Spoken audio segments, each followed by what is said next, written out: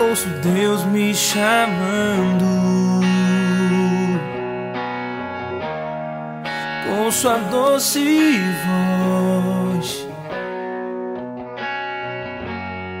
Ele sussurra meu nome com muito amor. Eu digo: eis-me aqui. Eu digo: eis-me aqui. A paz do Senhor, meus amados irmãos. O tema de hoje é sobre adultério. Os mandamentos de Deus proíbem o adultério. Proíbem não só o adultério, como toda forma de pecado. Ou seja, toda forma de contrariar as ordens do Senhor, os mandamentos do Senhor. Veja o que diz Êxodo, capítulo 20, versículo 14. Não adulterarás. Meus irmãos, existe alguma dúvida quanto a essa expressão? Não adulterarás. É simples, é direta, é objetiva, sem qualquer tipo de arrudeios. Portanto, meu irmão, portanto, minha irmã, obedeça a palavra do Senhor, que é bênção. Desobediência é maldição.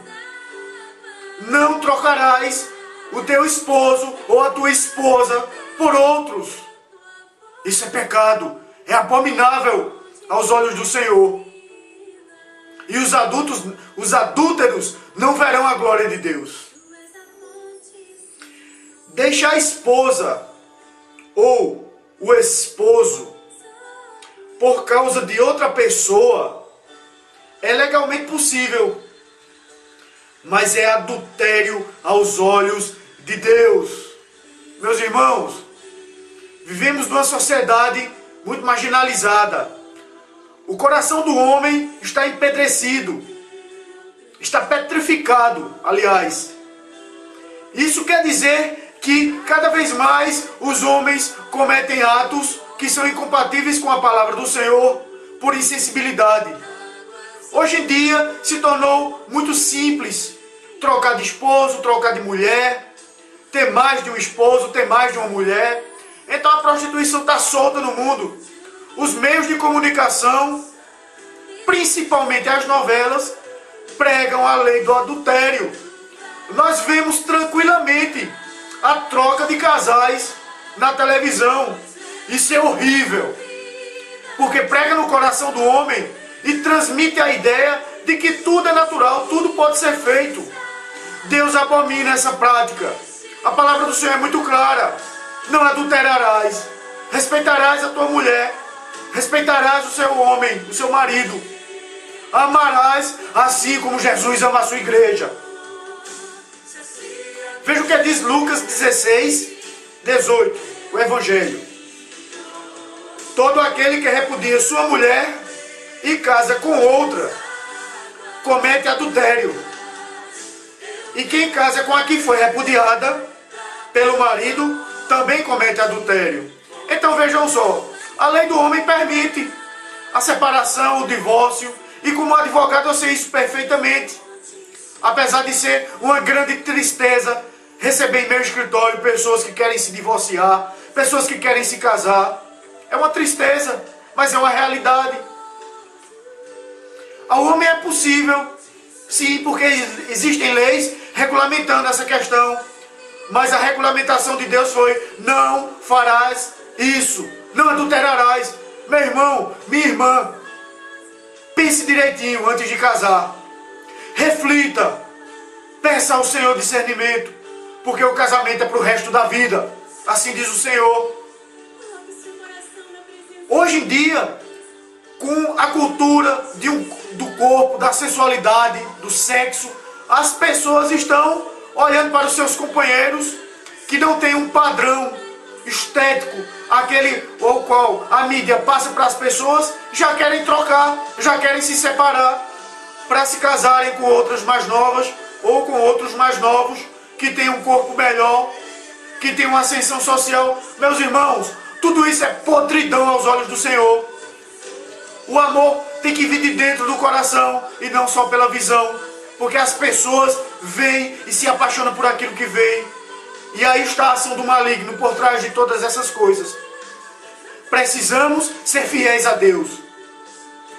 Cobiçar a mulher ou o homem alheio é uma forma de adultério. A palavra de Deus diz, meus irmãos, que nem precisa cometer o ato. Basta você olhar e desejar. Já está pecando, já está adulterando. Por isso somos pecadores sempre. Nós homens somos atraídos pelo olhar. E as mulheres são atraídas pelo tocar. Então, isso é uma combinação muito perigosa. Por quê? Porque as mulheres estão cada vez mais se vestindo sensualmente. Vestindo roupas que escandalizam, que mostram suas silhuetas. Até até o elástico das roupas íntimas. Isso faz com que o homem muitas vezes olhe e assim o desejem. Então, muita parte da culpa, da grande culpa de os homens estarem sendo seduzidos pelos olhares, são das próprias mulheres, que não têm vergonha, que vestem roupas sedutoras. E os homens não vigiam, porque não creem no Senhor, porque não querem ter uma vida santificada, preferem se entregar por aí afora as coisas que não são de Deus. Veja o que diz Mateus, capítulo 5, versículos 27 e 28. Ouvistes o que foi dito, não adulterarás. Eu, porém, vos digo, que todo aquele que olhar para uma mulher, para a cobiçar, já em seu coração cometeu adultério com ela. Meus irmãos, a palavra de Deus é profunda. E ela diz claramente, você está pensando em fazer o mal, você já está pecando. Claro que fazer o mal em si já é um pecado bem maior, porque parte para a execução. Veja, ao pensar e desejar o mal, a mulher do outro, o homem do outro, já está se pecando. Mas ao se adulterar praticamente, ao cometer o ato do adultério, está se tendo um pecado muito maior. Sabe por quê? Porque além de você estar pecando, o outro também está pecando. Você está induzindo o outro a pecar. É um pecado duplo. Devemos evitar isso, meus irmãos.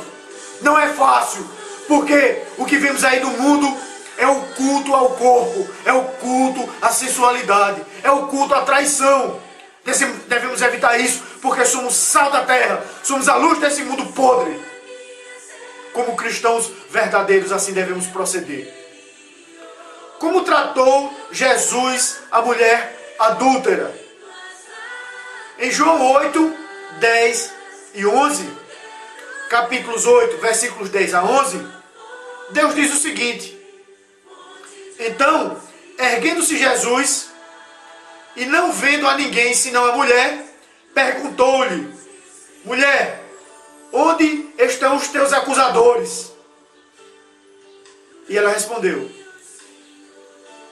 Aliás, Jesus diz: ninguém te condenou. Respondeu ela: ninguém, Senhor.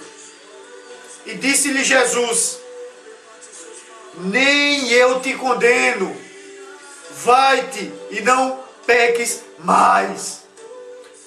Então, aquele episódio de Jesus vem que as pessoas estavam querendo apedrejá-la porque ela cometeu adultério. Traz algumas questões interessantes. Primeiro, o preconceito, porque o homem que adulterou com ela não estava ali junto. 2, as pessoas estavam sedentas por punição. E este é o sentimento da maioria das pessoas hoje em dia.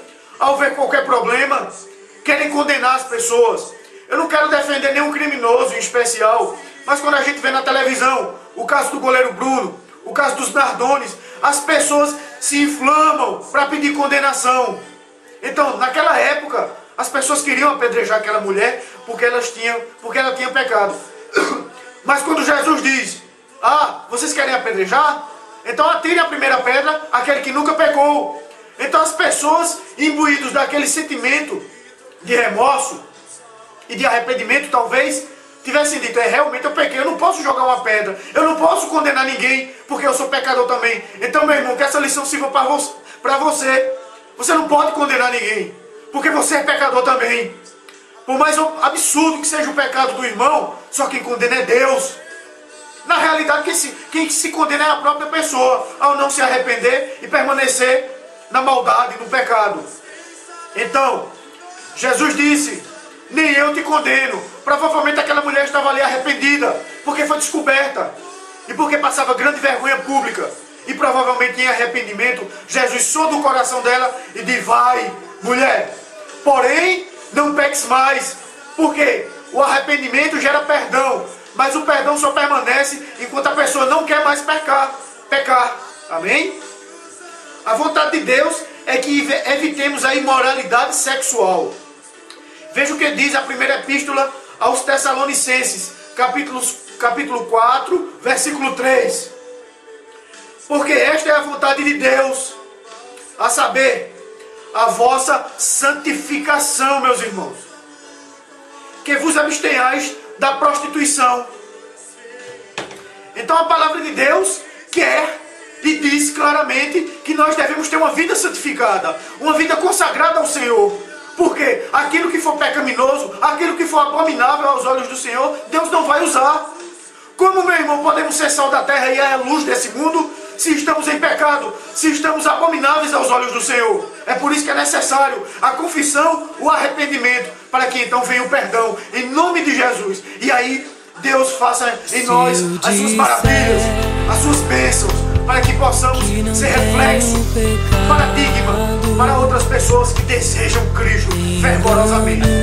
Em nome de Jesus, meus irmãos, eu agradeço essa extraordinária oportunidade de estar trazendo essa palavra para a noiva do Cordeiro, que são vocês salvos e redimidos. Habita em mim.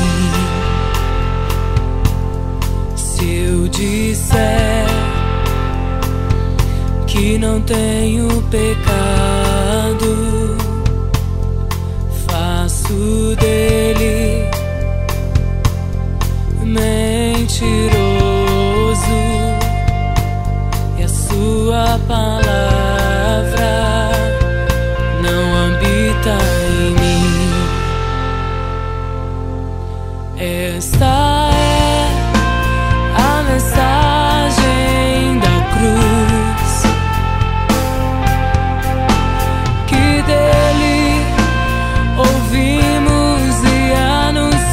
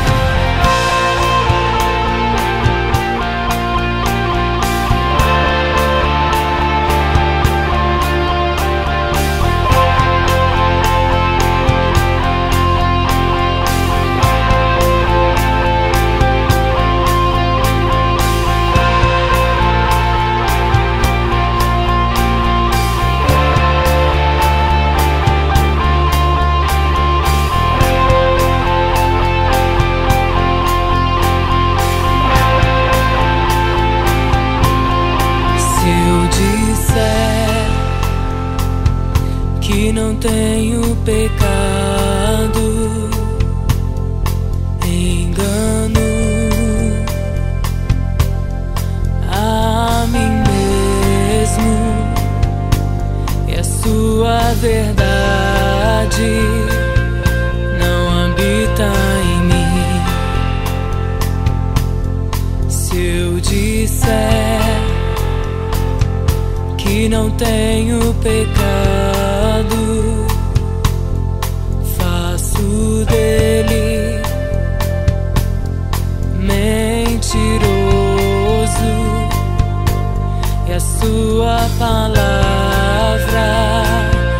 não habita em mim. está